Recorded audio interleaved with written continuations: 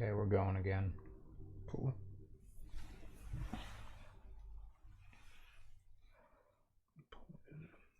There it is. Right now, Oh, well, McDonald's got app a by 5 no sound.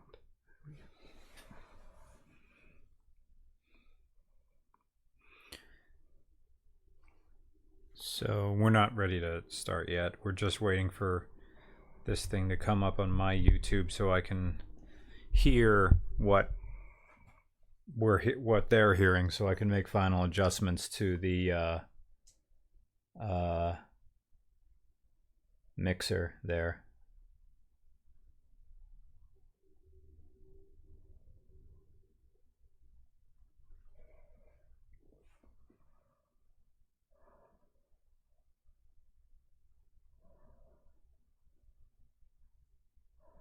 Okay, good. Now I can hear what's going on. Nick, say something. Something. Testing. And such. That sounds good. Yeah. All right. I'm turning down Nick's mid and turning down his gain just a little bit. Now for my settings. What do I sound like?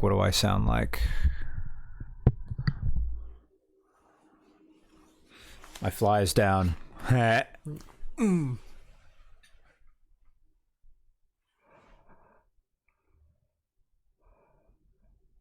right, my gain's down a little bit.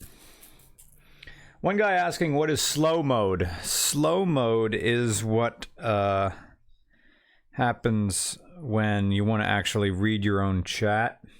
So you gotta wait, like 3 minutes in between everything you type, just so the stream just doesn't go up the side. Okay, we're ready to start recording on the Zoom H4. Ooh, that is way high. That is way high. Way low.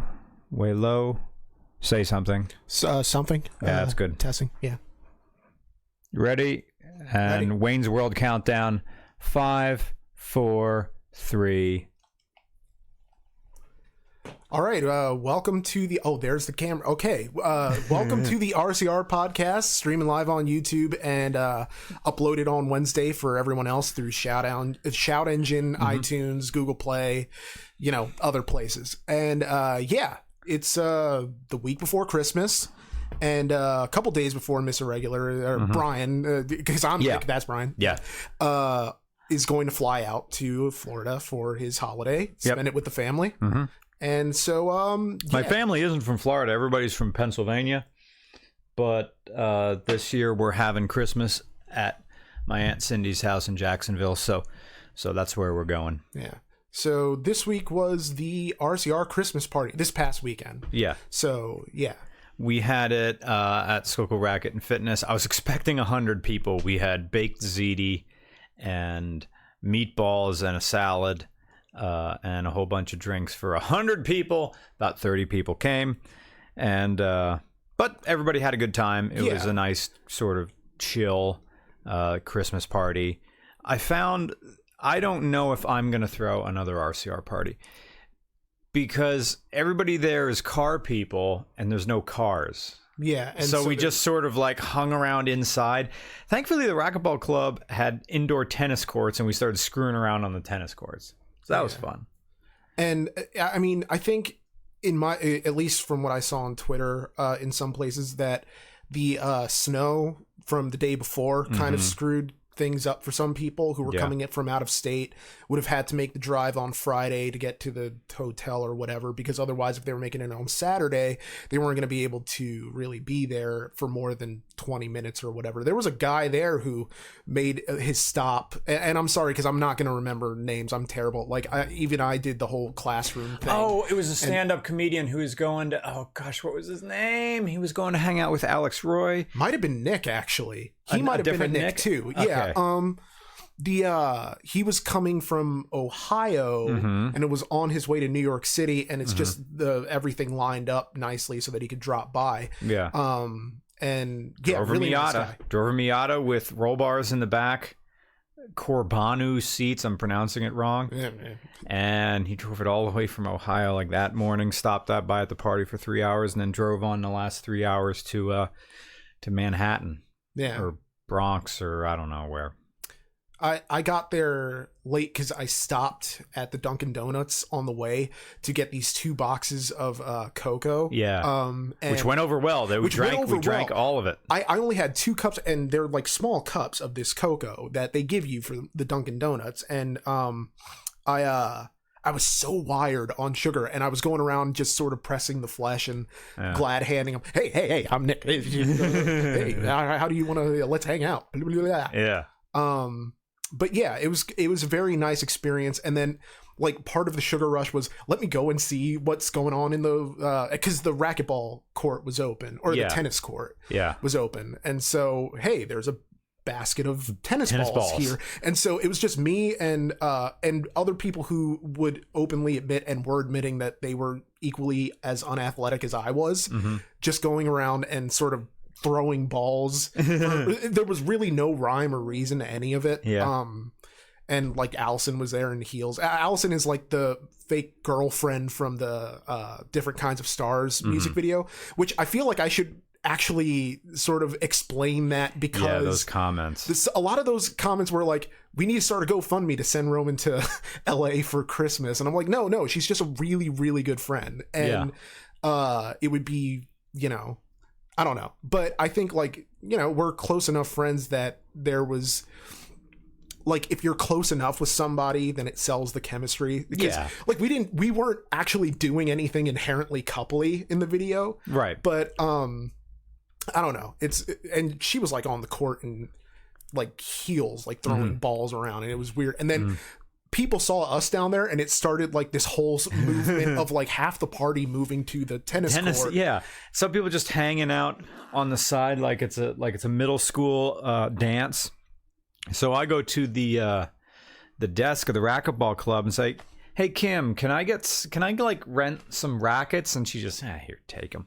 Yeah. Gives me 4 rackets. How many rackets do you want? I kind of wanted to say all of them, but all of the rackets. But then that would just be a mad fest with people swinging these things around, would break some. So I took 4. So we had a doubles tennis game where we tried to keep the ball going back and forth. I can kind of play tennis. You were like one of the only ones that was doing proper serves. Just like you go into the corner and you're doing, the whoop, then overhand, that type of thing. Yeah. Because I was doing this, like I would hold the ball like this, and I would 1, 2, and then like drop it as hard as I could onto the ground and let it bounce. Because we weren't observing double bounce like type rules, where you get 1 bounce. Yeah. We were just, however long it takes you to get to the ball to hit it, like then you're good, even if it's like right at the bottom. Yeah. And we're trying to do trick shots where you swap the ball into the basketball hoop overhead. The thing about the racquetball court in my gym and the indoor tennis courts is the tennis courts are down here, but the social area is on a 2nd floor with big windows that overlook the tennis court. So you could be up here drinking and watching people play tennis with a bird's eye view. And I noticed something where I just see these like balls just going up over the window and then back and forth, and then that was going on. So we got the tennis rackets for people, and then people were playing tennis, but they weren't so much playing tennis as they were playing hit the ball as hard as you can. Yeah. So I see this, and then it goes like the ceilings of an indoor tennis court is like an airplane hangar. So the balls, I see balls hitting the ceiling, balls hitting the glass. Kim was fine with that. I mean, we weren't rowdy. The rowdy people who show up to my gym are on Friday nights, the kids' soccer matches that they play on the tennis courts. They like take the nets out, and you saw there was a whole bunch of lines down there on the tennis ball courts, and those were the lines for the soccer fields. And they get playing, and then everybody's parents are here, and the bar is open. By the way, my gym has a bar in it. And so people just start drinking, and then parents get distracted. And then I go down to the locker room, and there's middle school kids trying to stuff each other in lockers. And there's also now a big sign the sign from 5 to 11. Yeah. Please don't take any showers between 5 and 11 on Friday because of the kids' soccer games. Yeah, that's a lawsuit waiting to happen. that is- Some people are going, what's the big deal? It's a locker room. It's like, yeah, but yeah, like there's just my gym is an old man gym, and what do old men like to do in locker rooms? air out their nuts. I'm just like, yep, doing the old Captain Morgan pose and everything. They've just gotten out of the sauna. They're just, Like putting pants on is the last priority. Gotta shave. They're shaving at the thing. They're washing their hair. They'll make like 2 trips because the lockers are at one end of the locker room, and the showers are like any school showers. It's the gang shower. Yeah. It's just a room. And I remember one of the girls in my MMA class, she said, well, why don't they just close the curtain? And I'm like, oh, you guys must have individual showers in the women's locker room. We don't have that. Yeah. Nope. Guys are just expected to be cool with man ass. Yeah. And shriveled balls in front of your face. I'm looking at the chat. Avocado Warrior said, Mr. Regular looks like a retro SAS operator. Like Special Air Service. I want to say that's like British type force. I don't know. I know nothing of the military because I've had a lot of family who served, but I guess that... Well, in that case, I'm going to change my headgear. Oh, is it a bad thing? I don't know. But yeah, also at the party, there were a lot of cool people talking sort of about stuff like movies they'd seen and just kind of chatting about, old videos. I mean, I think it'll never stop being surreal when people are telling you what your Hey, hosers. Oh, got the old Strange brew. the John Candy special. I miss John Candy. I miss John Candy. Yeah. Every time I read anything about him on the internet, John Candy was the sweetest man who ever lived. Yeah. But yeah, it was just kind of a surreal type of thing because those things are always surreal to me. I don't know. Yeah, this is a whole conversation for to have with Matt Farah. Like, how do you be comfortable being known? And I think I did okay at the party. Yeah, you did there was fine. a lot of thanks for coming. Where'd you come from? Thanks for coming. Where'd you come from? How are you guys doing? Please eat some food. Eat some more food. Have a drink. Yeah, it's hard. Like, remember my 30th birthday party? Yeah. That you and Tim Strickler came to, and it was kind of like this cross section of all of my friends because I would always keep my friends separate from church and state. I have a lot of. It's a good line. Yeah, I have my friends who are my open mic friends and my old friends from high school, and then like my boys who I would go to the diner with, and they never really cross over. And so like a lot of my friends from like the open mics and the diners and like from the local area, they know what I do and they know where I do it, but I don't think a single one of them has seen a single episode of RCR. Right. And it was like the Jimmy, whose GTI we did, and the review came out yesterday. Monday. And I apologize for mispronouncing sound accore or sound actuator. Yes. I was calling it sound accore. People don't know by now that we mispronounce things. Yeah. It's just part of our thing. But Jimmy, he's someone who I knew in high school, and he was a fan of RCR for a while and had no idea I was the Roman until like very briefly after the face reveal. I did my Mustang, the SN95, and I was, in that video. He's like, holy shit, like the Roman is Nick. Like that makes no sense. Well, actually it makes sense now why his name is the Roman, but it's like that weird thing of, that's the only time where I think like the two paths sort of intersected. Yeah. Well, that and Duncan's Kia that we did, but it's just kind of a strange thing where you're like at this party and you're trying to both be host, but be sort of someone that people feel they can talk to about things. And I think I kind of struggle with that, not in the sense of like, because I know there's two halves of it. The one half is I don't want to disappoint people. But the other half is I don't want to disappoint them by making it seem like I'm egotistical. because Right. I really don't want to come across as someone who's like walking around like his shit smells delightful. And I mean, everybody loves their own brand, but nobody else has to. Right. It was kind of just difficult. And then when the hot cocoa like sugar rush hit, I was kind of good, and I was going around like, oh hey everybody, yeah, thanks. But I don't know. I had a fun time. It just took me a few seconds or minutes or whatever to sort of snap into it. Yeah. And we were talking off mic how Tim Strickler is the anchor for any social gathering. Yeah. And that's what I love, that his was the Avenger review. Yeah. That it's kind of, everybody at the party when he walked in, there was this feeling of, oh good, Tim's here. Yeah. When I walked in and I was nervous, and I saw Tim, and I'm like, Tim Strickler. Yes. Because I mean, I refer to him kind of like the save point of, you know, if you're starting to feel stressed, you can always like go back to Tim Strickler. Yeah. And it's cool, and just talk to him. He doesn't even have to like say anything that's about anything, and you just feel good. You feel safe. You know, because he's just so nice. Yeah. Such a cool guy, and also really tall, because I swear he gets taller every time I see him. Like, he gets an extra like inch taller every time I see him. But he needs that business card that says, yes, I am tall. How tall am I? am 6'5". Yeah. No, I don't play basketball. The weather is fine up here. This has been a delightful conversation. Like the old DeLorean card of, yes, it's from the movie. No, it doesn't have a flux capacitor. How fast does it go? Fast enough.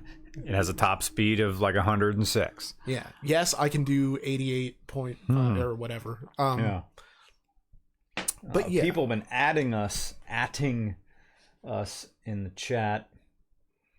Have you? Oh, it's questions about stuff. Oh, Roman, please explain your shirt. It's okay. It's Golden Girls shirt that's mimicked off of a Queen album cover. Because I fucking love the Golden Girls. I don't give a shit who knows it. Yeah. I grew up with that show. It's kind of one of those things where like, it's one of those shows where like you can just sort of, you feel like you don't have to worry about anything while you're watching it. It just takes you in this weird headspace. And what's strange about it is like, it's a show that there's nothing in it for me to identify with, but that's what I like about it. Like, that's a big thing in fiction, where people tell you that, well, you have to write someone in there that people can identify with. And for me, it's always been that I like things that I kind of can identify with. And I'll get into this later when I talk about like the movies that I saw in the past week. But the idea being that like, this is 4 old ladies living in Miami. Yeah. Like, I have nothing and none of the characters are anything like me. Although I guess Rose, she's kind of like aloof and she kind of reminds me how I used to be in like my early 20s of like saying things that literally you don't get, of, you know, someone walking up to me one time and asking where they could get bud. And I'm like, oh, well, there's a bar like right down because I thought they were talking about like Budweiser, and they were talking about weed. Yeah. And so it's that type of thing of like, you completely misinterpret what people are saying because you're achingly naive about the universe. But yeah, I love the Golden Girls, and I'm like kind of broadcasting that shit. I even did the Golden Girls theme from one of the reviews, and I completely forget which one, but yeah. One guy, Tisk Tack, asks, what will your next bike be? Also, old hat is best hat. Oh, you like the blue one. The next bike is a bike I already have, and I was just riding today, because today is one of these unseasonably warm days that comes and goes in Pennsylvania. It's the middle of December, and it's 50 degrees outside, which is weird. But then I walk outside. Oh, crap. It's warm. Oh, crap. It means it's motorcycle time. Everybody, motorcycle time. And so I get on my DR650, and I have no destination, and I just start riding around town. And rode out to the racquetball club, rode across the highway, rode up into a part of town I never went into before, saw houses that I would kind of like. Now, I can't afford them, but I saw a house with a 5-car garage, and it was like a barn attached to it that someone turned into freaking garages, and like it was freaking amazing. And the house has a carport like right in front of the front door. It's like someone built this house the way they wanted it. It looks like it's been built. It was built in the late 40s when a lot of this area was still farmland, but the idea of having a carport, meaning you pull up to your house and there is an awning that goes in front of your driveway. So even if it's raining out, it's like you're pulling up to the Hilton. Yeah. Yeah. You get out of your car, you're already covered and get inside. Why more truck reviews? Yeah, we'll do trucks. Got to remember to do it.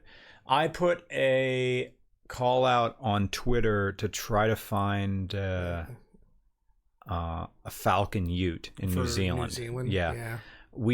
I have all but 2 slots filled. All right, cool. Because last time we spoke, you were like, we have like 2 cars right now. Yeah. And I'm just like, we're a month out ish from that, and that, which is kind of surreal to me that we're actually doing this. Yeah. And I don't know. We don't have filming locations yet, but now we have cars. Yeah. That's what I did yesterday, or like for 2 days I emailed and just to see who's around. I didn't get that many Skype, so I didn't do my safety talk yet. But, we'll always have fallbacks. I think I'm just going to have a cut and paste sort of thing. Yeah. And do it through email. Just boilerplate type. Right. But then there's this idea that we're in New Zealand and everybody's chill and the cops don't care.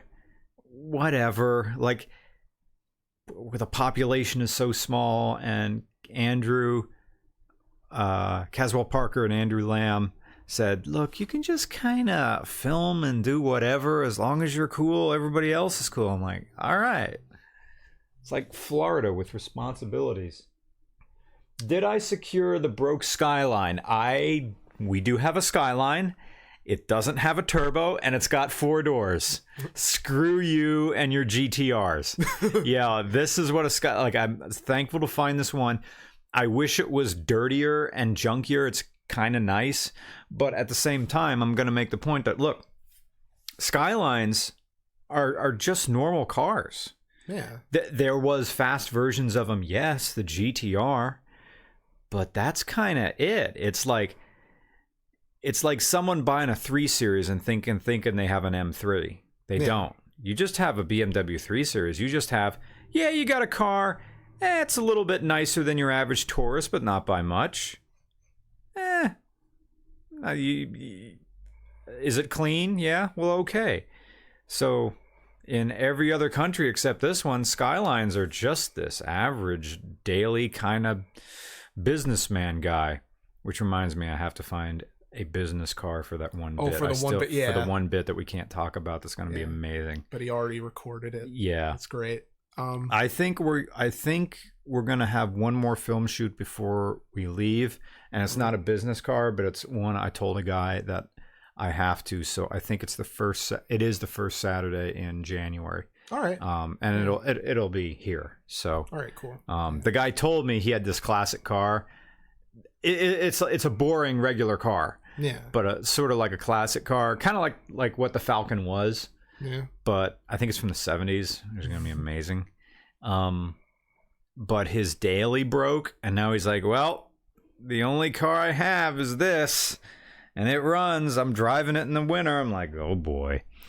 So, but he said he'll drive it here, so it'll just be over at the club, and we'll be good.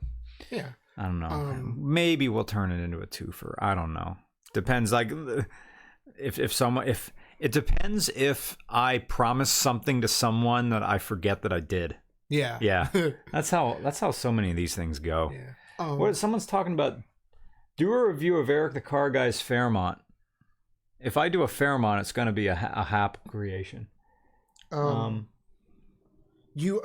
meant to ask you, like, how much did the MR2 end up going for? I think we talked about this a bit off mic. Yeah. Because the auction stream ended last Thursday? Yeah.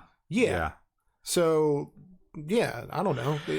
My MR2 sold for $9,200. I'm satisfied with that price. I got really excited when it hit 9,000, I'm like, is it gonna hit 10? Am I gonna get 10 grand for this thing? But no, 9,002, perfectly acceptable. That 10 grand for an NA first gen MR2, that would be weird. I think my name got me that extra 1,000. Got me from 8 to 9. And the weird thing is, it's going to California. Yeah. So that's probably my name, is what's... Because if someone in California or in Southern California wants an MR2, well, then buy one there. They're rust-free. It's a dry climate. Really dry right now. Yeah. Topical humor. Nothing funny about the fires. So, the guy paid me. He wired me the money. I went to my notary yesterday, signed the title over to him, FedExed it to him yesterday. Yeah. It should be in his possession tomorrow, Wednesday the 20th. Yeah, Wednesday the 20th. And he's trying to get a car carrier to come here to Pennsylvania and take it across. And unless you have Leno money, I'm beginning to think that most car carrier companies are super shady unless you're willing to pay a whole lot for a reputable one. Yeah. This guy said, the story that this guy's telling me is the story that I've heard from everybody else who shipped the car. Yeah. And it's all like, the guy doesn't call me back. He doesn't say when he's coming. It's like, cable company times 5. Oh, like, yeah.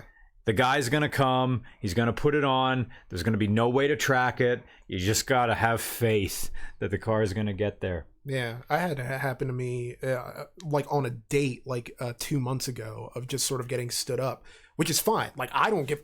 Like, as I'm thinking about it, I'm thinking, like, I would rather be home watching Deep Space Nine anyway. This is why I can't do monogamy, because I'm not going to find someone who understands that. Yeah. Who, is also going to tolerate all the other oddities that are inhabiting my life. So it's just, yeah. But I saw The Last Jedi last week. No spoilers, please. Oh, no. I'm not going to see it until after Christmas. No, this is completely spoiler free. Just random thoughts. It's apparently like the most polarizing Star Wars movie ever, and I don't. Okay, intellectually I get why, but I liked it a lot. Like, I don't know. I think part of it is the fandom of people have it in their minds what Star Wars is and what it's supposed to be. And so they're sort of resistant to change. There were a lot of complaints about The Force Awakens being too boilerplate, that it's kind of like a soft remake of A New Hope. And then The Last Jedi comes along and it's completely different from every other Star Wars movie that ever was. Was it Star Wars? Yeah, to me, it was Star Wars. All right. But I can understand how some people would be upset about, structurally. I thought the editing was atrocious, but that's my only complaint, really. Okay.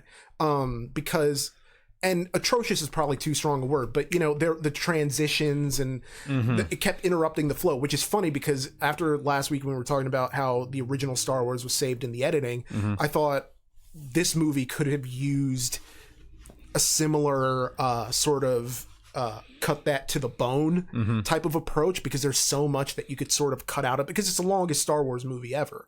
So it's almost 3 hours. Like, and it's like 2.5. It's like 2 hours and 27, 2 hours 30. That's up there with Blade Runner 2049. Oh, that was that long? Oh, yeah, that was almost 3 hours too. Damn. Now, and Blade Runner, there's a lot of nothing going on, but again, that's the point. Atmosphere. It's totally that. Yeah.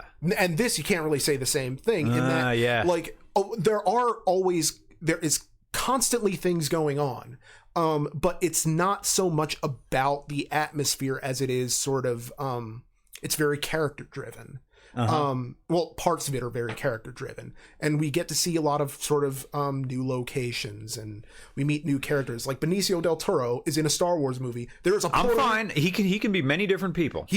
There's a Puerto Rican in a Star Wars movie. Okay. I'm like so hyped about that, and there are things that bugged me a little bit, but can't really talk about that. But that's not important anyway. At the end of the day, I liked it on first viewing, and then I saw it again and loved it the second time. Okay. So it's one of those movies that I think this new trilogy is going to be stronger in its totality than it is as individual films. Okay. That the whole is greater than the sum of its parts. Okay. And that's kind of where I'm at with it. Okay. But yeah, very good movie. And I also saw another Oscar frontrunner this week called Lady Bird, which is about a teen girl. It's what I would describe as like one of the first early 2000s period pieces I've ever seen, which already kind of makes me feel old of, you know, we're already doing period pieces about the 2002-2003 school year, which is the year I graduated. So that was super weird. But it's about this girl and her weird relationship with her mother, like her tumultuous relationship with her mother. And it's kind of a love letter to anyone who's ever had a hometown that they feel conflicted about, because she's from Sacramento, and it's kind of, she hates her hometown, but also there's nothing really like your hometown to you. You know, it's the things that you recognize in the people. I just thought it was really well written. I don't understand why it has like a complete 100% on Rotten Tomatoes, and I don't know if it still does, but I think it's a movie that there's literally nothing wrong with it. But I don't know. I think I fell victim to the hype of thinking that it's going to be better, or going to be like revolutionary or do something different. But I think that's the thing with Saoirse Ronan movies, like the Irish actress who's the lead in this, who does an impeccable American accent. Her last movie that I saw her in was Brooklyn, and that was a Best Picture nominee in 2015, and it was similarly like sticky, like it stays with you after you've left the theater, and I'm sure there's a better word for it than sticky, but it's one of those things where you like it more the more you think about it in retrospect, because, you know, I was recapping it to Allison and telling her about it, of like, oh, I saw this movie, you should go see this movie. And I'm thinking, the more I'm telling it, the better the movie gets. Yeah. And I'm just like, maybe I like the movie more than I thought I did. Yeah. So yeah, it's going to get nominated for like a ton of Oscars, but it's not, I mean, I don't think it'll win, but then again, I have no idea what's winning this year, and I like that. You know, last year it seemed fairly obvious that it was between Moonlight and La La Land, and now it's kind of, you know, just juggling whatever in the air. So yeah. Has anybody put out bait? Yeah, there's been bait all over the place, and there's more bait coming, because there's the new movie The Post, which is Steven Spielberg directed, starring Tom Hanks and Meryl Streep, and that's like. Yeah, it's like, just, you know, yeah, that's just an Oscar boner. Like, they are so hyped right now in the Academy, and which is funny because it got snubbed at the SAG Awards, but it's one of those things where like Screen Actors Guild and passing up Meryl Streep is like insane, but it's at that point where like name recognition will get you in alone, because there's a million performances that were just fine that she got in just because she was there. Yeah. But yeah, it's about like kind of the Washington Post during the maybe not during Watergate, but around that era. And yeah, it was, or I haven't seen it, but it's getting a lot of buzz. There's Gary Oldman's in The Darkest Hour, or Darkest Hour, it's just called, from the director of Atonement, and Gary Oldman as Winston Churchill. So like another World War II movie, in addition to Christopher Nolan's Dunkirk. He have to be wearing like a fat suit or something? Yeah, he's got makeup on and prosthetics, because, you know, but it's not over the top prosthetics and whatever. There's you know, the did Bryan Cranston win anything for All the Way, where he portrayed LBJ? I want to say he got an Emmy for it, but I'm not sure. I know he was nominated for an Emmy for it, but I don't know as much about Emmys as Oscars. Because there's another LBJ movie that came out starring Woody Harrelson, or something like that. And I saw the trailer for that, and like, after a Bryan Cranston version of any, like, Bryan Cranston's LBJ is really spot on. Yeah. And watching Woody Harrelson do LBJ, it's like, okay, it's like this. No, it's like a doughy face. Didn't quite capture how LBJ was a big dick who literally flung it out at people and made people look at it to like get votes and shit. LBJ shat with the door open. Of just they do have a bit of that in the trailer. Like that's a thing. That's a thing he did. But like Woody Harrelson, I can't see him. I can never see him in positions of authority if he's not wearing a cowboy hat or something like that. Yeah, I kind of got that feeling from 3 Billboards Outside Ebbing, Missouri, which I hope he gets nominated for an Oscar for, along with Sam Rockwell, because he was one of the best parts of that movie. And he's playing like the chief of police. And so it's Woody Harrelson getting to sort of wear a hat and be, Mr. Authority, no bullshit type of guy. And those are the best characters that he gets to play. I liked him in No Country for Old Men. That was him, right? As one of the hitmen? Yeah. Compared to what? The bubonic plague? He's a psychopath, but so what? People are complaining that we're not talking about cars. So, I mean, this is the podcast we're talking about, like... It's our podcast. I'm going to talk about what we're on. Someone wants to know why I'm named the Roman. It's my last name. Because when originally you were like, I want to start giving you credit and by tagging you in this thing. And I'm like, does that mean people are going to start friending me now? And you're like, well, yeah. I'm like, well, just make up a name for me. And you're just like, started calling me the Roman. And people it was a great hiding in plain sight type of thing for when we were trying to keep our names secret. Yeah. Of just like, no one really thinks of like why I'm called that. Yeah. And so, It didn't click with Jimmy. No, apparently not. But also, like, when I knew Jimmy, like, I didn't sing, and that was all I was doing when he first got into RCR, was like I was writing in the background, but also I was like singing. And so it's like he had no reason that he would have like recognized my voice at all, because I just randomly decided to start like doing music for some reason. One guy I sent you an email 3 to 4 months ago. Oh, I'm sorry. For you guys to review an 06 North Star Buick Lucerne. I live in PA, about 5-10 minutes outside of Allentown, so we're close. It's probably in there. Yeah. Unless you formatted it weird. It's interesting. I haven't checked my email in like I check my email like once an hour. Like look, if I got your email, it's gonna go into the submissions folder as long as it's formatted correctly. Yeah. So, that's interesting. What? 2015 Dodge Durango RT in Quakertown.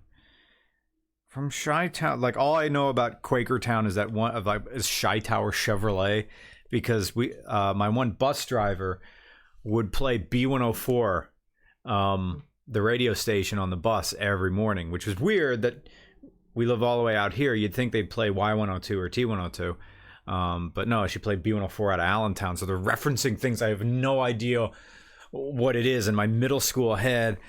But they had this commercial that goes, come to Chi-Tower Chevrolet in Quakertown. And it was every single morning.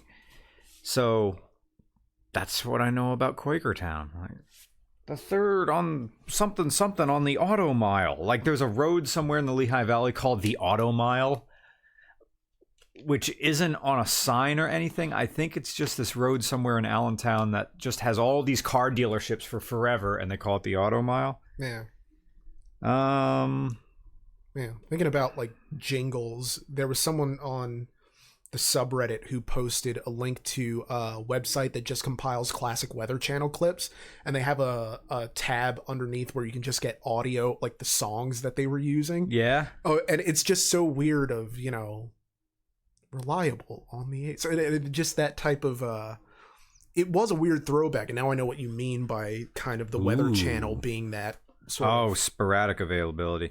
2003 Subaru Baja in Quakertown that said sporadic availability. First off, yes, this is my car. My family generally use it when I'm out of state. I'll be back for Christmas on and off throughout the year. So if you're interested in my vehicle, Hermaphrodite, let me know. She's stock except for a removable cap on the back. Now, either she's manual or she's not. Doesn't matter either way. It's a freaking Baja and it's yellow, which is nice. So that's interesting. I should give this guy a call. But again, like we have that one filming date.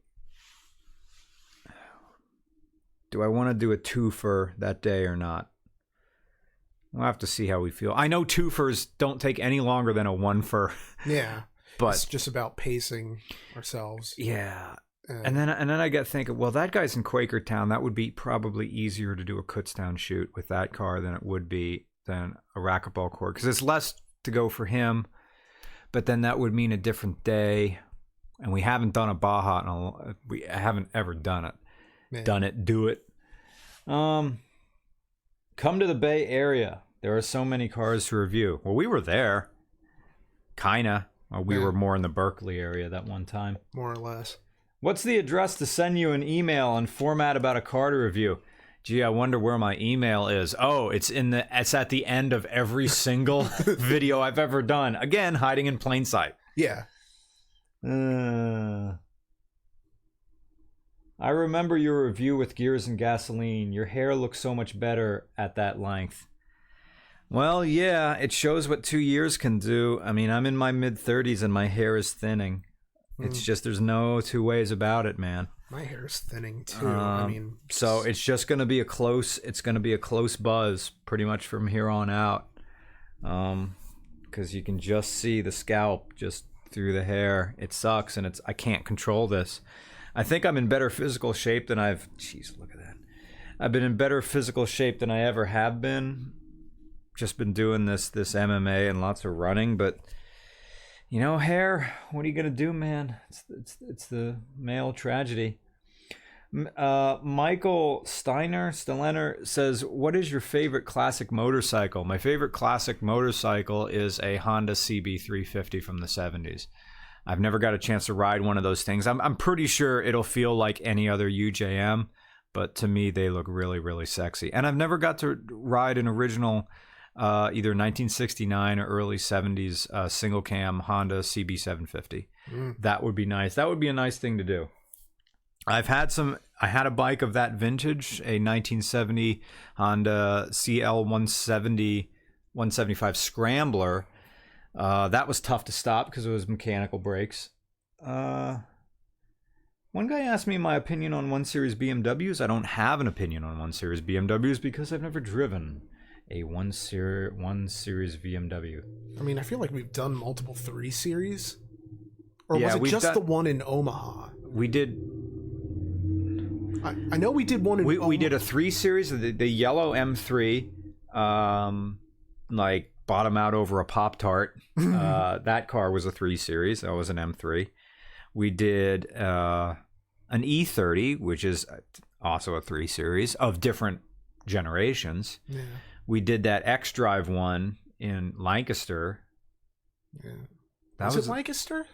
That was at Long's Park, yeah. Oh, yeah. That was an E92, or I forget. Yeah, I think Ted was there. Yeah, he was. And then the guy had the Uber sticker on it. Yeah. Even though you can't, there's like a 10-year limit on... Was that a 4-door or 2-door car? I want to say 4. All right. If you have to have 4 doors. Yeah.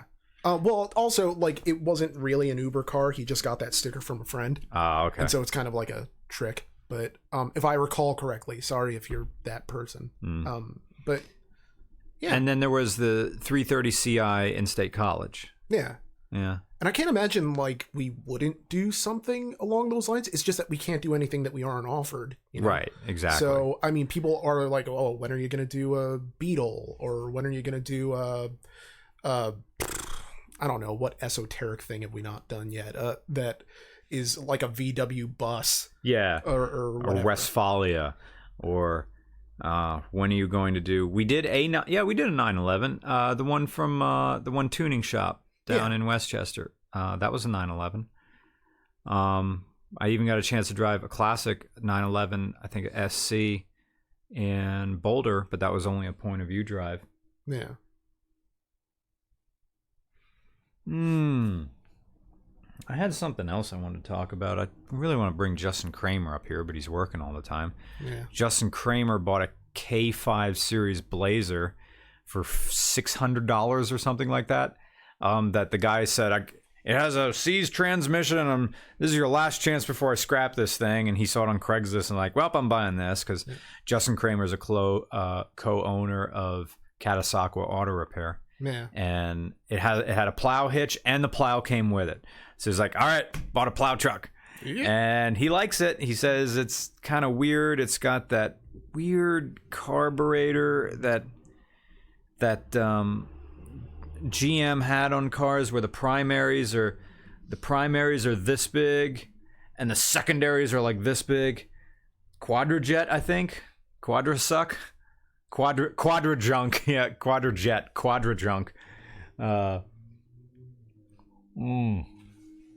And thank you, Allison Fox, for this coffee. I really like it. Yeah. It's the whole bean stuff. And I had this moment where I opened it and I'm like, oh no, it's whole bean. I don't have a coffee grinder. What on earth can I do? And I didn't notice that my blender was right in front of me. I'm like, oh, you can. And I Googled. I went to my computer and I Googled, how can you grind beans without a grinder? And like the first comment is, do you have a blender? Question mark. I'm like, that's just, oh, right. Just pour the coffee beans in the blender, hit it a few times, it chops them up. Yeah. And yeah, I'm all about this coffee. I don't know if it's Wegmans store brand. Because... I don't think it is. Okay. She mentioned where she got it. And yeah, sorry, Allison, I don't remember off the top of my head. Yes, I am going to review the K5. I am going to review Justin's K5 Blazer. Because he thinks it's a fleet vehicle. Because that thing on it, the guy had the window sticker for this like 1980 K5 Blazer. It had on its window sticker, or like the order sheet, it said, rear seat not desired.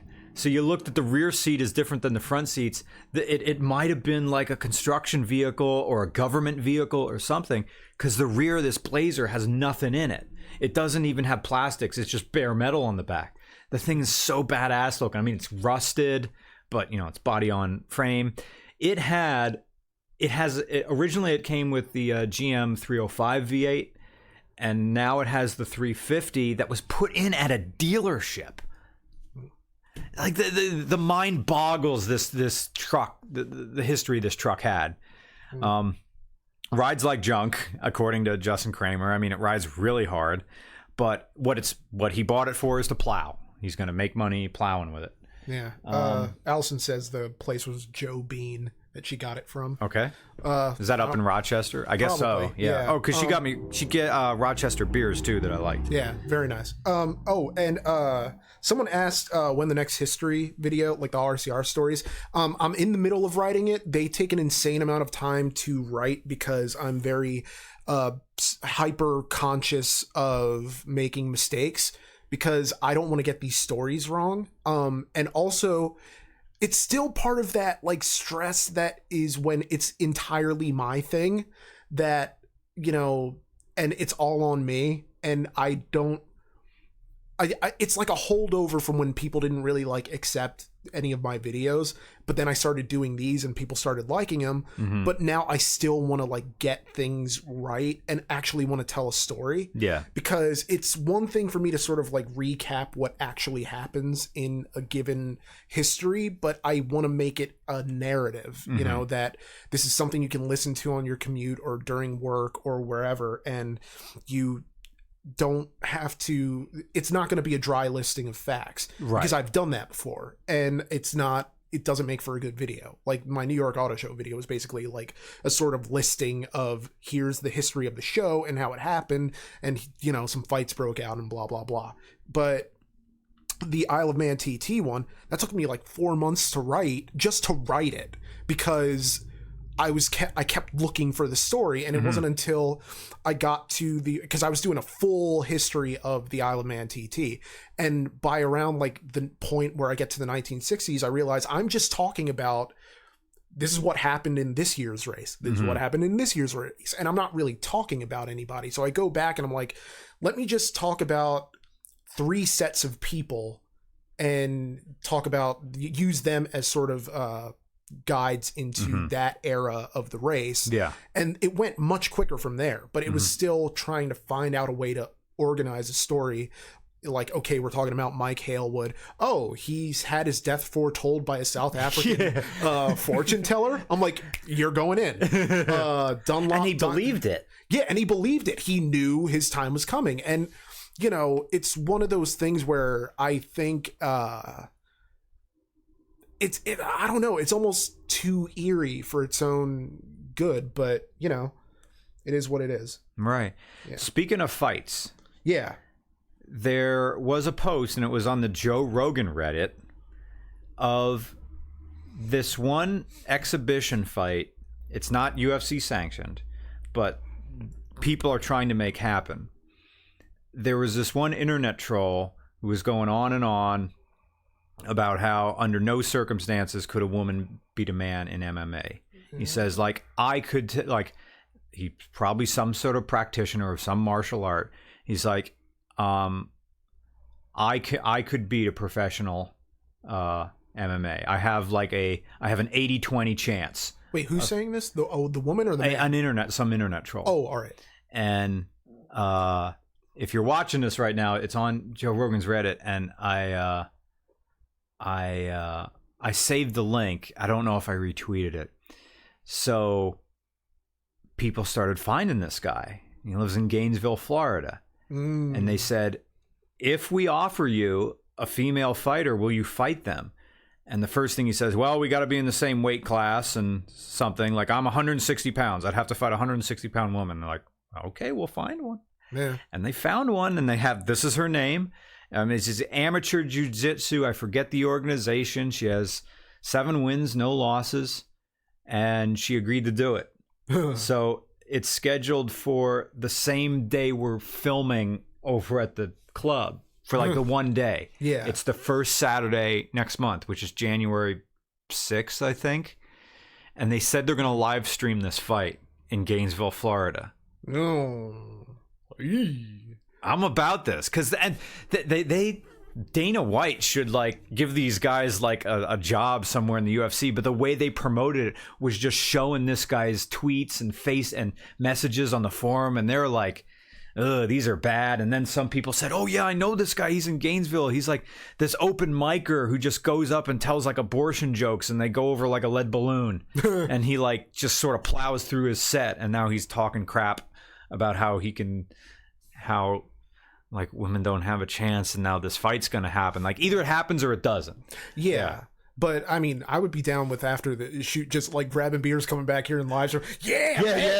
See this ball. Well, I mean, because wait, when is the Stipe fight? It's like, oh no, that's the week before we leave. But yeah. Still, like that's gonna be a great month for watching dudes get lit up. I mean. But then, like, what happens if he wins? Like, okay, great. A man beats up a woman. That's what happens. It's like, then you're like, that guy doesn't become like a hero for having done it. You right. know, it's just, I was an asshole on the internet, and then I came out here and actually, you know, I don't know. It's weird. Like if he clocks, like if he lands like a hook or something. Yeah. And clocks her. Like there's no winning there's no public relations win for you from this. Yeah. Like maybe some Nazis will love you. Well, okay. Good to know if you ever go to jail. You'll have some homies there you can sit and eat lunch with. It's like that's the only upside of this fight that you're. Unless he goes full Andy Kaufman when he was doing pro wrestling against women and steers into like, I'm an asshole and yes, I can beat any woman and blah blah blah. Okay. And Andy Kaufman made, you know, tons of money from his brief run in Memphis, and he was a draw because people wanted to see him get his ass kicked. And then Jerry Lawler comes along, does the breaking his neck, which he didn't really, but you know, you can make tons of money by Floyd Mayweather is proof of, you know, if you play the bad guy, people are going to pay to see you get knocked out. And but the catch is you never get knocked out. Right. Because people will stop paying if they already get the catharsis of seeing you get dropped. And so, I mean, I'm not saying this guy's going to have a career if he somehow beats this woman. Right. But, like, he could probably parlay that into another fight on the premise that, you know, some woman stepping up and saying, like, well, that last girl was a can. Let me get him. Yeah. And I'll show him how it's done. Yeah. Man, everything's promotion. I don't like that it is, but it is. It is. And it's very much about charisma in a certain way of how you structure the promotion of a fight or any event. It could be any event. We could be talking about, if we were doing, actually, no, it wouldn't work for us, but because we're not, what are we promising that you're going to see? Right. Like, you're going to see this car get like Dyno Day of like, these cars are basically going to go on the dyno and have one last run. Well, that was in a special circumstance, that one Dyno Day that you went to. They do that every time they have that. Oh, they do? They send a car that's going to the junkyard anyway, pump it full of nitrous and just see what it does. Because the one guy has like a towing license or something, or has a towing company. And he's like, look, this is a car I'm taking to the junkyard anyway. Blow it up. I already have the title. No one cares. It's a scrap car. Yeah. But give her a send off. Yeah. Sorry, because my... How long have we been doing this? I have no idea. Does somebody have any idea how long this has actually been going? If so, let us know, because I think we started at sometime after 2. It's now 3:15. Does Nick have any vehicles apart from the Mustang? No. And I also was asked earlier in the chat if I plan on doing anything special to it, and I don't. No. Because I don't know. I like her the way she is, which, that's like, oh, he's a beta male cuck because he, likes things the way they are, and he's, but I have a thing coming up on the Christmas. It's easy doing the Christmas special this year because Christmas is on a Monday, so all right. But I have this one little card that I put in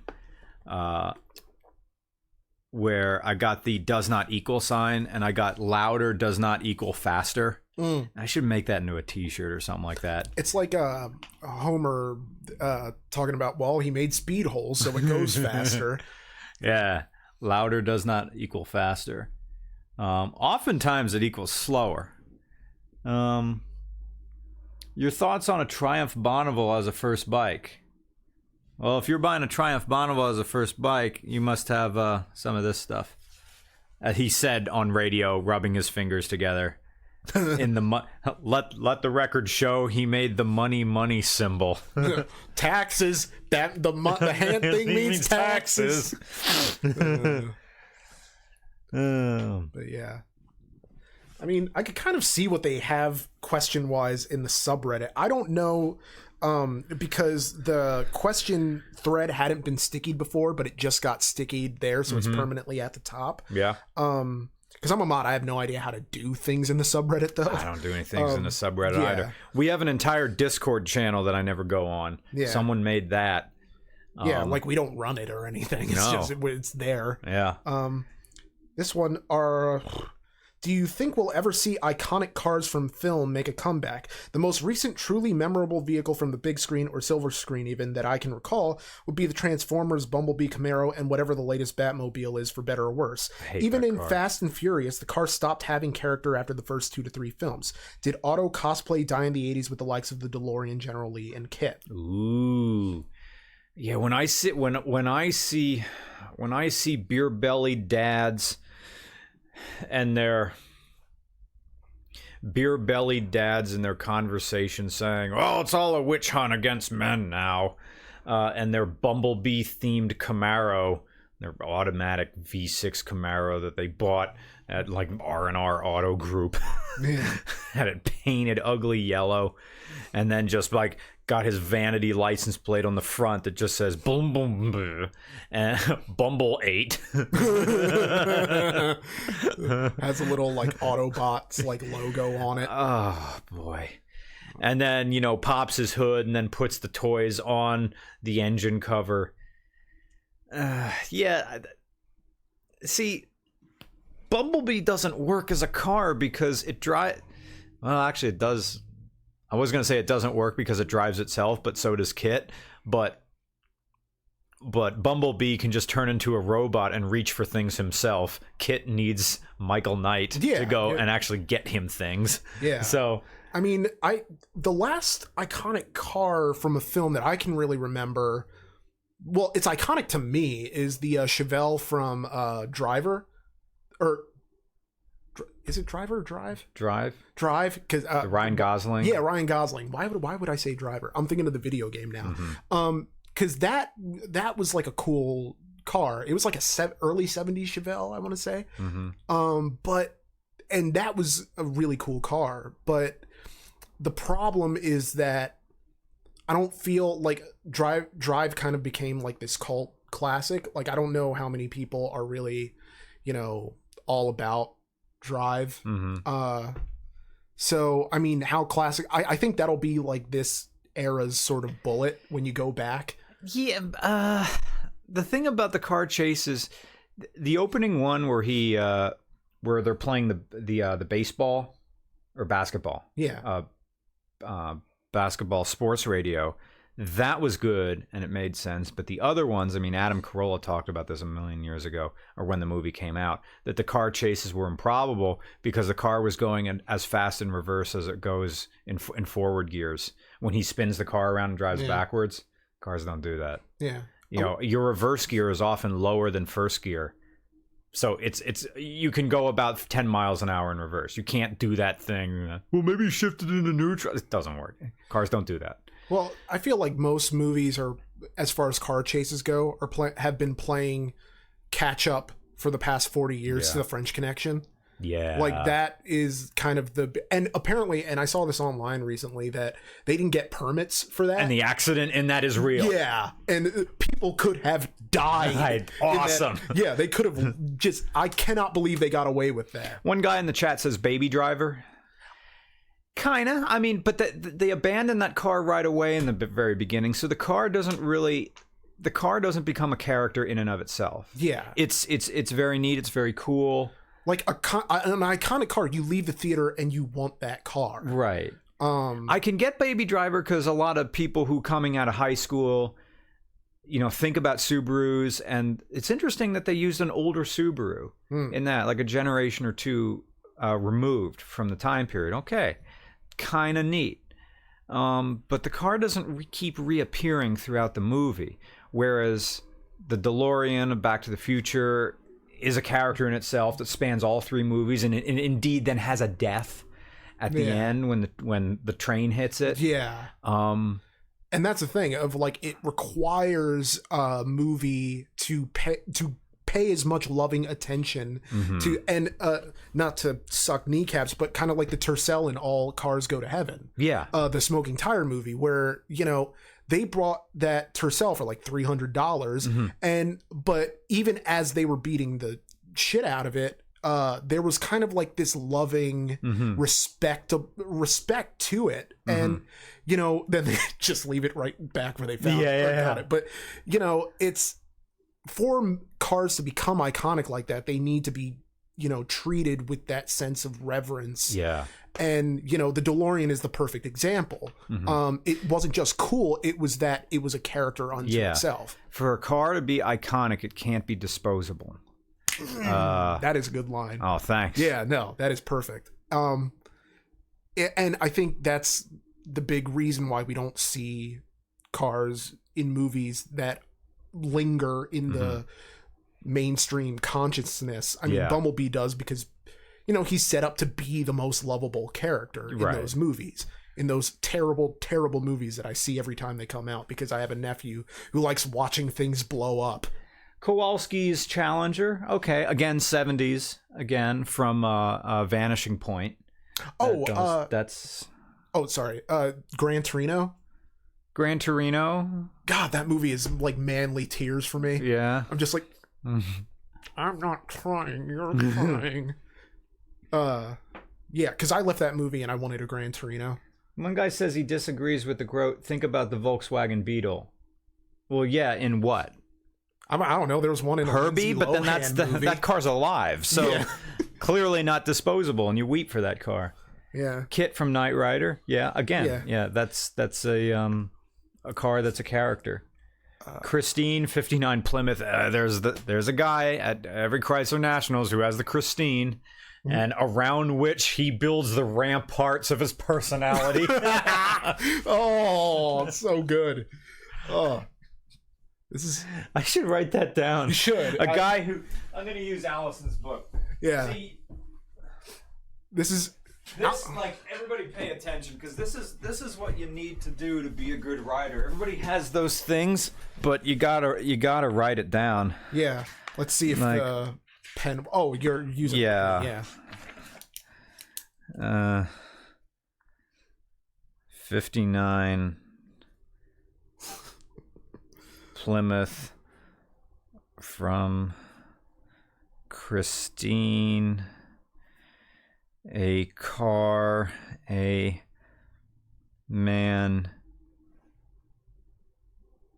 uses to a car around which he builds the ramparts of his personality. That's it right there. And we're eventually there's gonna be something that you can use that in that is just gonna hit, and it'll fit in perfectly. Someone in the chat mentioned like Mad Max. Like I didn't even think about, that aside from, Max's car, there's also the war rig, which again, you're not really. Yeah, that's the thing about with Mad Max. They perfectly severed their connection to the other films by destroying the Interceptor in the very first scene. They roll it and break it. Now, the car comes back. They rebuild it as the Razor Cola. Like, when it reappears, it's like, that's mine. Yeah. Like, I so wanted him to get his car back. And did they get... No. I think they shoot the driver and the car, like, drifts off. Whether or not it was wrecked in that. Because I don't know if we're going to get another... correct Mad Max, because the director George Miller, I don't think he has another one in him. I mean, Tom Hardy is contracted for 2 more. Oh, really? But that's like an option of if they're going to do. And I think Miller stated that he had like story ideas for other ones, but there was talk of a Furiosa like spinoff. I'd watch that. I would watch the shit out of that. Yeah. And Charlize Theron, I'm there. But it's kind of someone mentioned the AE-86 from Initial D. Yeah. that's an iconic film car. Yeah. Because it's connected to the character. Yeah. I've still never seen a single episode of Initial D. You're not missing much. Someone at the Christmas party said it's the perfect show to watch while stoned. If you could say that about anything that's bad. That's true. Yeah. Because I imagine like you get around with your buddies, crack open like a 6er of Trogs and do your best MST3K with Initial D. See, my buddy Tom, Barrett, and Eric, when we had this thing, this is in the 90s, back when anime was called Japanimation. And Toonami. We'd put on whatever anime was there and then just turn the sound off and try to guess what they're saying, and you can't, so all you can do is look at their mouths. And if you watch anime with the sound off, every conversation is this.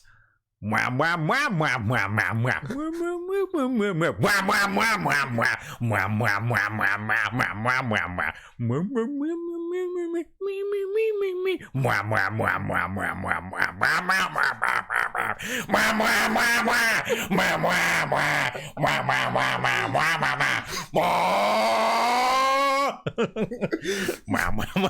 It sounds like more aggressive versions of like the Peanuts gang speaking with adults.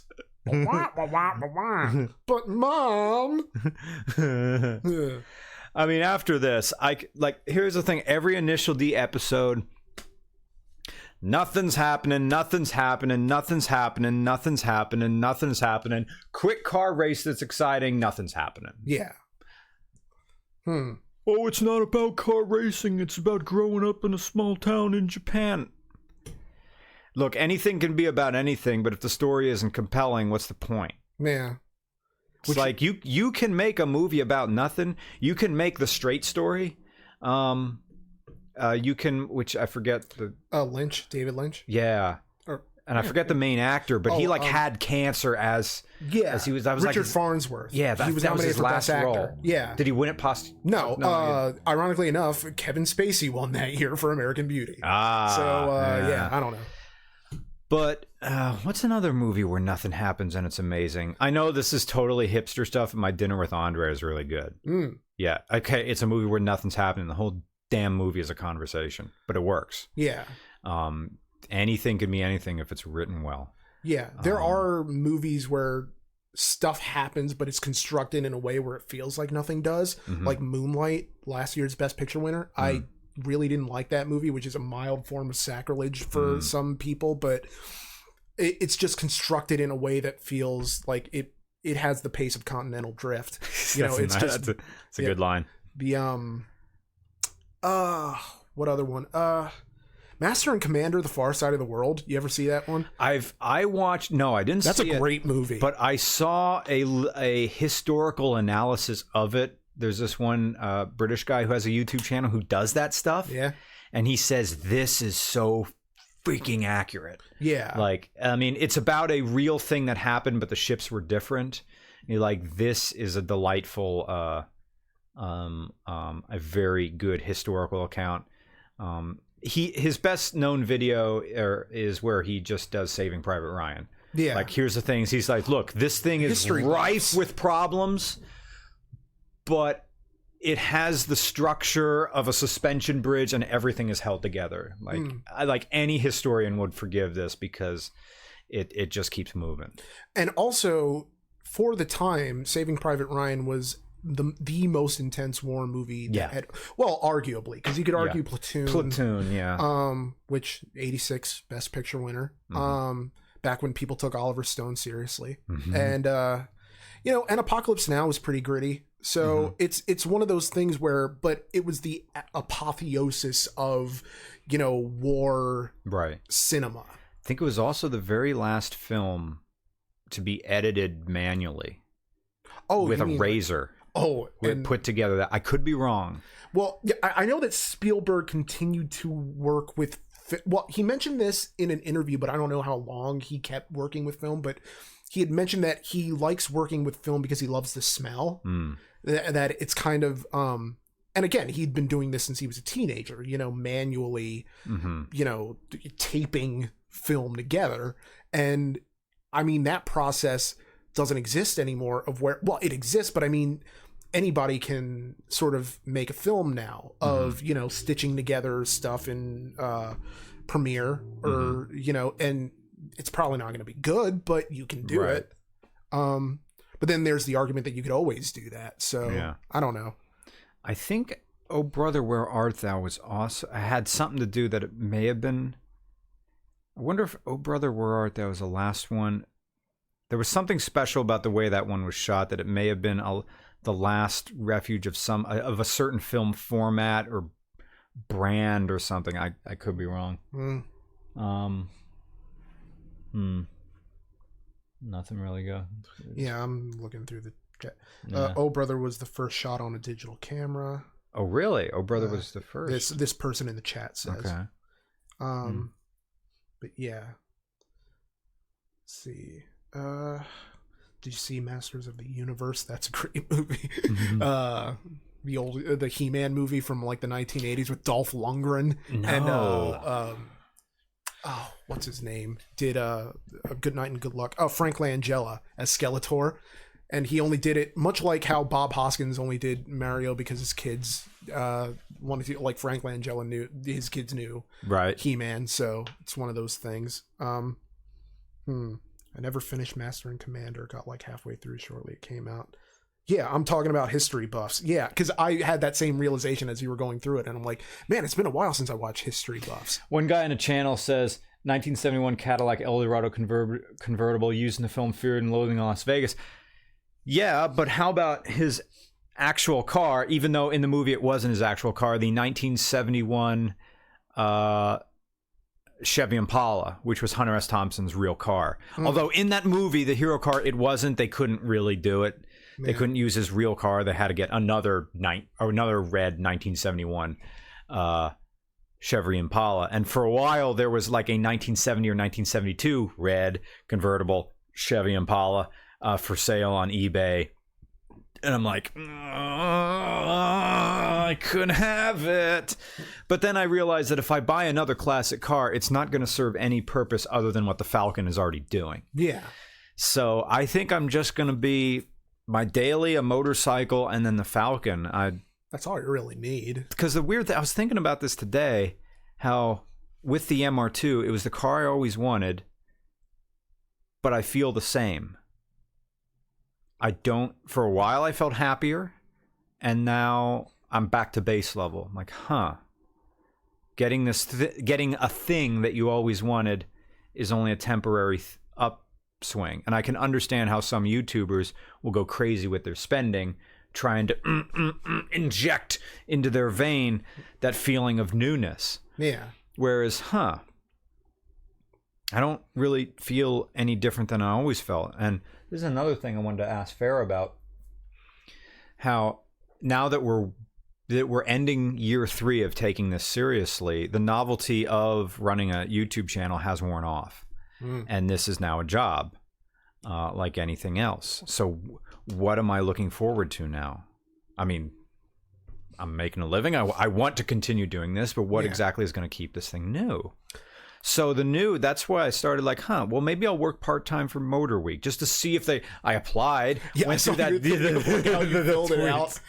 I'm complaining about applying, like filling out that dumb, stupid, I don't know I don't even have my, like, seriously, I don't have my resume anymore.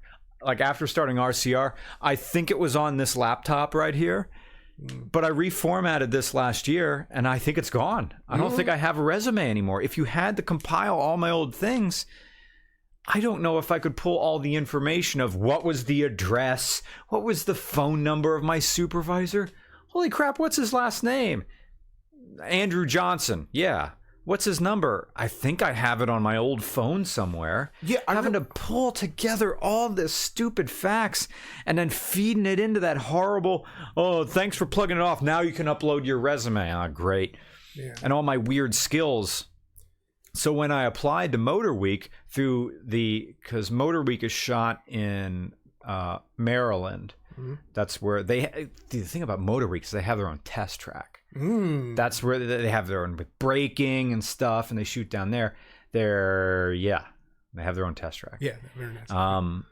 And I think it might be the same one Consumer Reports uses, or it may be their own, because Motorweek has been around since like the late 70s or something. Yeah. I didn't know it's a public access show, that it's a PBS show. Oh. And it's funded by Maryland's Department of Public Broadcasting. So that's why I had to apply through maryland.gov for this associate producer or assistant producer position. Yeah. Now Motorweek tweeted back that said, "We're familiar with your work, but you can't apply through Twitter." I'm like, oh. Aww. And then people were saying, like, just tell them you have twice as many YouTube subscribers as they do, which is true. Oh. Like, Motorweek has 173,000 YouTube subscribers, but they have a catalog that goes all the way back there. And I've looked at old Motorweek stuff to gain ideas for stuff to write about, because they're talking about when these cars are new, like stuff from the 80s. And John Davis has been doing this forever. The man's a legend. And John Davis, and if John Davis is watching, I mean this with all due respect, sir. John Davis is like Andy Rooney without the complaining. Oh, yeah. Before we came on mic, Brian showed me this rant from Andy Rooney about the 5 worst inventions of all time.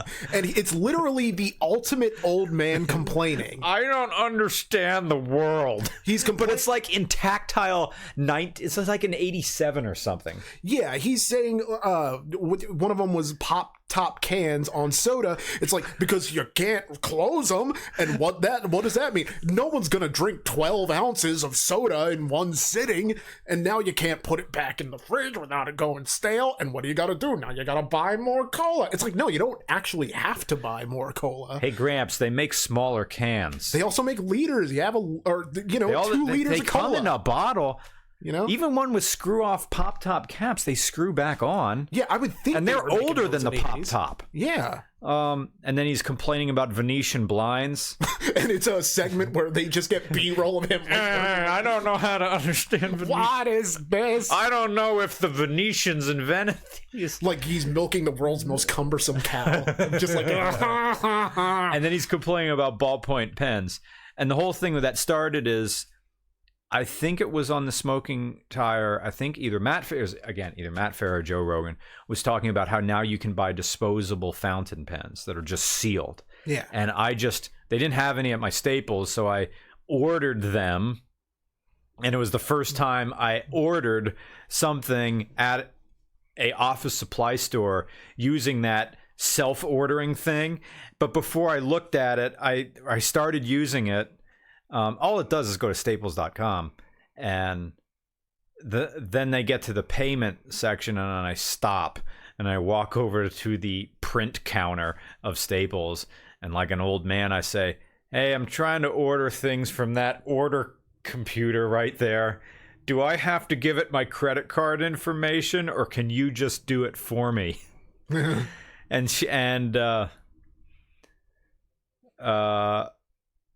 A well-practiced sentence came out of the clerk's mouth, and she said, you complete the order and it prints a receipt, and then you pay at the register like normal. And I go, oh. So I ordered this pack of, in case you're wondering, they're called Pilot Varsity pens, and it came after taxes. It came to $18.01 for a pack of, I think, 6 disposable disposable fountain pens. Yeah. I had one like in high school, and even fountain pens that have the cartridges still leak. So that's the thing about them. But it is true that you hardly have to press at all for a fountain pen to work. Whether these will be the exact same, I don't know. Yeah. I did, when I thought I was going to be an art major in high school, I did have one of those dippy pens. Yeah. And you just breathe on the page, and it's amazing how neat they are. But you make a mess all the time. My mom had one of those because she was big into calligraphy. Yeah. Like when I was a kid, she took calligraphy classes. I'm like, to what end, Ma? And she's just like, oh, I just like calligraphy. Yeah. So it's a strange thing, but yeah. One guy, JP, I wonder if he's the same JP who bought my MR2. Fountain pen buff here. The varsities aren't a great example of quality. The next natural progression is the Pilot Metropolitan. Never had anything leak from them. Yeah, but do you still have to get that little tube of ink and push it down, and it has to puncture it, and then you seal it?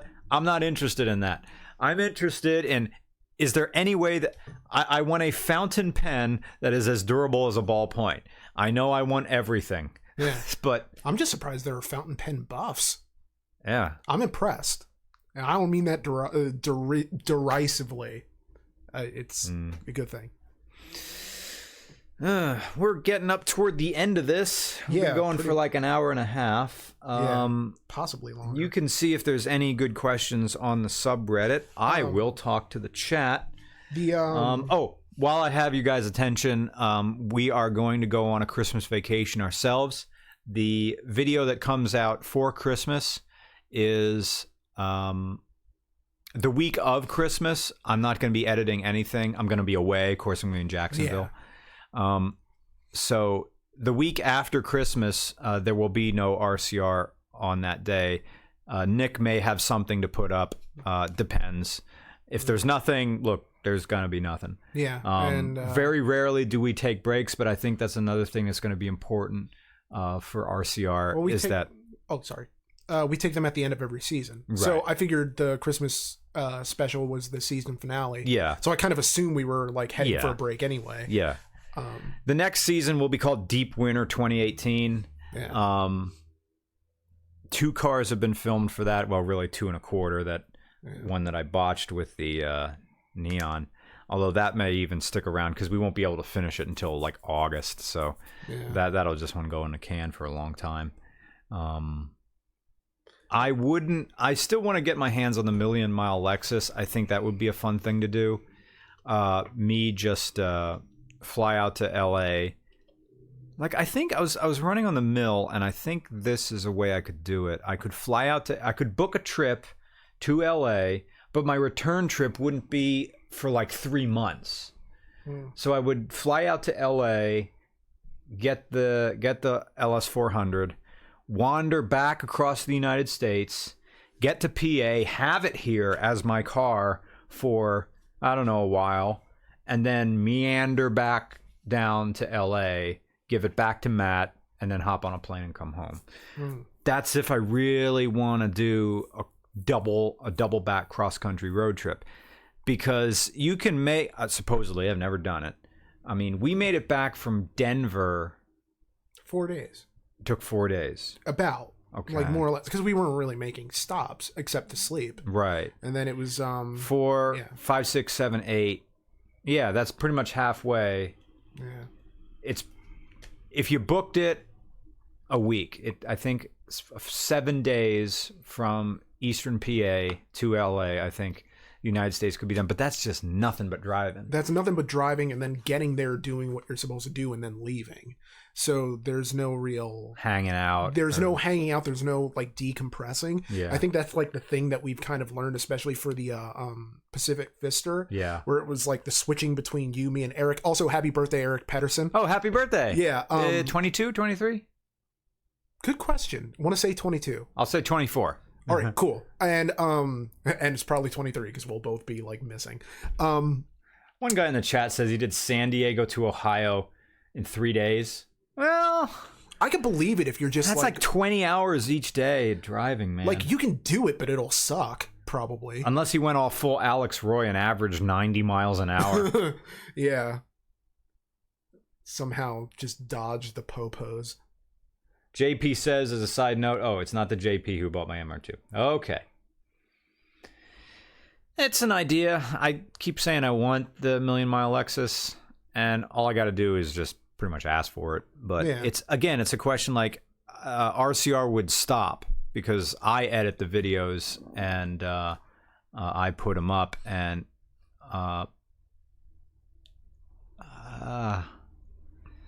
I don't know. Nick could give a shot at editing a few. It's like, I know how, and it doesn't. I mean, again, it's a thing though that we'd have to like backfill them for a while. Yeah, and I mean, my editing. People who've seen my videos knows it's not the same kind of clean editing job, you know, because it's kind of, this isn't what I am experienced. Right. And his computer is slower than, like, I built a machine over there that just bangs them out. Yeah. His computer would take a while. And also, I'm editing on a 42-inch monitor over there. And he's editing on a laptop screen, so it takes a little bit longer. How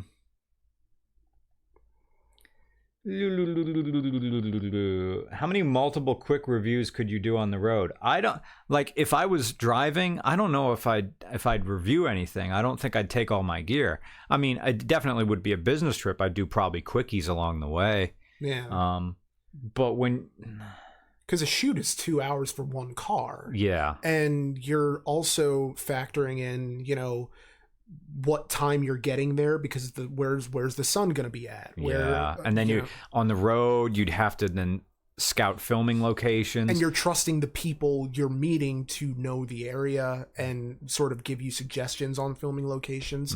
And there have been times where, you know, we're getting advice about where to shoot and it doesn't really pan out because it's not the type of place that we're looking for. Or maybe there are trees that are sort of getting in the way of our light. And then I may get like Lieutenant Dan starts getting funny feelings. But I mean, my ear to the ground. I think there's a disgruntled old man around here somewhere who pressed 9-1 and is waiting to press 1 again.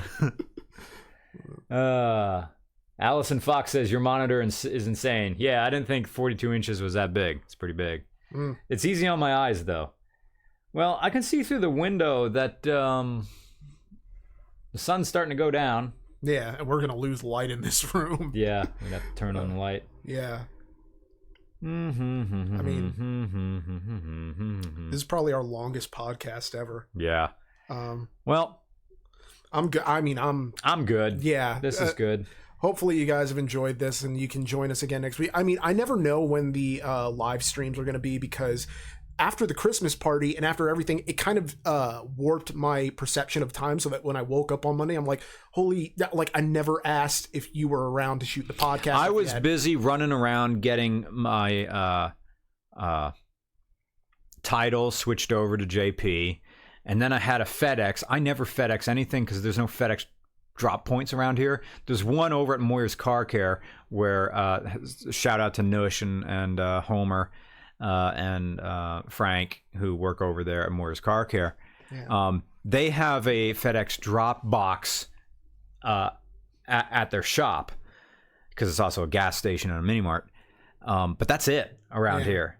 The nearest FedEx store is like Boyertown or something like that. It's down near Reading. It's down near you. Yeah. And I don't want to drive all the way down there. So I go to the drop box and there's no supplies in it. There's like big floppy envelopes that whatever you put in them are going to get bent. Yeah. And FedEx normally has these plastic sleeves that you can put the shipping label in that then seal, and they're sticky, and you just right there, they're good. Nope, didn't have those because I had my printed out label. See, people in big cities don't know what it's like living out in the sticks where we don't have the conveniences. Normally, all postal stuff around here is done through United States Postal Service. I'm like, oh, I don't trust the government. Around here in the sticks, that's all you got, and they're quite good. Yeah. So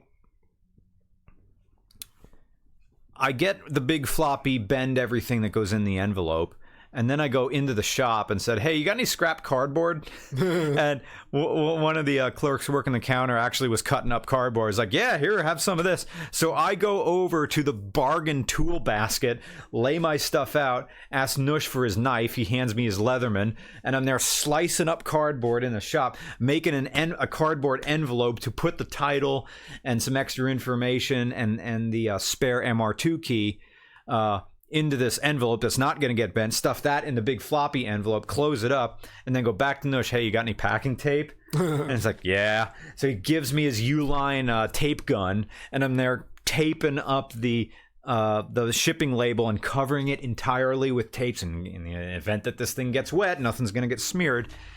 And then Nush was telling me, yeah, people come in here all the time asking if we can leave boxes, like, because they have, like, their FedEx boxes. And they don't fit in the drop box. I'm like, look, we're not a post office. We're just like, you want to leave a box, you got to leave it out there on the ground on the parking lot next to this. Like, I'm not doing that. Can you just tell the guy when he comes in here? It's like, it's not our responsibility, and I can't see the drop box from here. Well, can you have somebody just look? No, I can't. This is an automotive repair shop. Yeah, like, what are you not understanding? We're a 24-hour towing company. We got better things to worry about than the closure you're mailing to your nephew Gene. Yeah. It's just weird. One guy says, I work security at FedEx Freight Hub, and people are trying to send packages from here all the time. Yep. I believe it. One guy says, Office Depot accepts FedEx packages.